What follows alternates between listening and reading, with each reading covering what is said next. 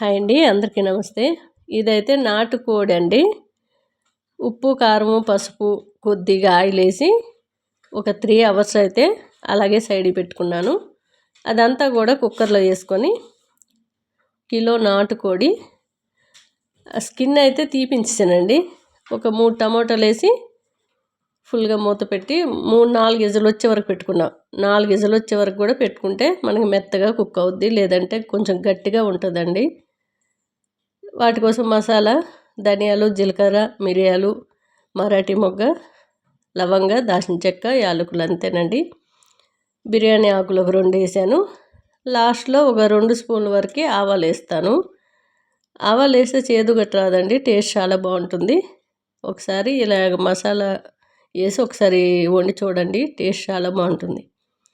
ఇదంతా కూడా మిక్సీ జార్లో తీసుకొని అదే కళాయిలో కొద్దిగా ఆయిల్ వేసుకొని ఉల్లిపాయ ముక్కలు సన్నగా తరిగి పెట్టినవి వేసుకుంటున్నాను. మనకి ఫ్రై బాగా చేసుకుంటే బాగుంటుంది. టమాటా ఇష్టం లేని వాళ్ళు ఒట్టిగా చికెన్ కుక్ చేసి కిందకి దించిన తర్వాత నిమ్మరసం యాడ్ చేసుకున్నా బాగుంటుంది. చూశారు కదా, మనకి నాటుకోడి అనగానే బొక్కలు చాలా గట్టిగా ఉంటాయి, కూర కూడా చాలా గట్టిగా ఉంటుంది. అందుకనే కుక్కర్లో వేసాను. మనకి నార్మల్గా బాయిలర్ కోడి కంటే కూడా నాటుకోడి రుచి కూడా బాగుంటుంది. కాస్త ఉప్పు కారం ఎక్కువ వేసి వండినట్లయితే టేస్ట్ చాలా బాగుంటుంది. ఉల్లిగడ్డ బాగా ఏగ అవసరం లేదండి, మనకి ఇది అంతా కూడా బాగా ఫ్రై చేసుకుంటాం కాబట్టి ఏగిపోద్ది. ఆ కుక్కర్లోని వాటర్తో సహా చికెన్ అంతా వేసేసుకొని మూత పెట్టి కాసేపు హైలో పెట్టి వేపుకోవాలి. మిక్సీ జార్లో ఒక 10 వెల్లుల్లి రెబ్బలు వరకు వేసుకొని మళ్ళీ ధనియాలు ఇవన్నీ కూడా మెత్తగా మిక్సీ పట్టుకొని ఈ మసాలా అంతా కూడా దాంట్లో వేసేసి బాగా కలిపేసుకొని వాటర్ లేకుండా వేపుకుంటే ఈ కర్రీ అనేది టేస్ట్ చాలా బాగుంటుంది. ఎంత మంచిగా ఉడికించుకోవడంలోనే ఉంటుందండి. నాటుకోడి కాబట్టి ఉడకపోతే అసలు తినలేము, గట్టిగా ఉంటుంది, పళ్ళల్లో ఇరుక్కుంటుంది, చాలా ఇబ్బంది. మెత్తగా ఉడికించుకొని కుక్కర్లో 3 విజిల్ అయితే కంపల్సరీ రావాలి. నేనైతే 4 విజిల్ వచ్చే వరకు పెట్టాను. కుక్కర్ చల్లగా అయిన తర్వాత మూత ఓపెన్ చేస్తే ఇలా ఉంది.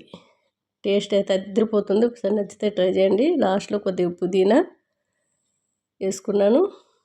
మనం మిక్సీ జార్లో వేసిన మసాలా అంతా కూడా వేసేసుకొని చికెన్లో ఉండే వాటర్ అంతా ఇంకిపోయి మనకి ఆయిల్ కనిపించే వరకు వేపుకోవాలి.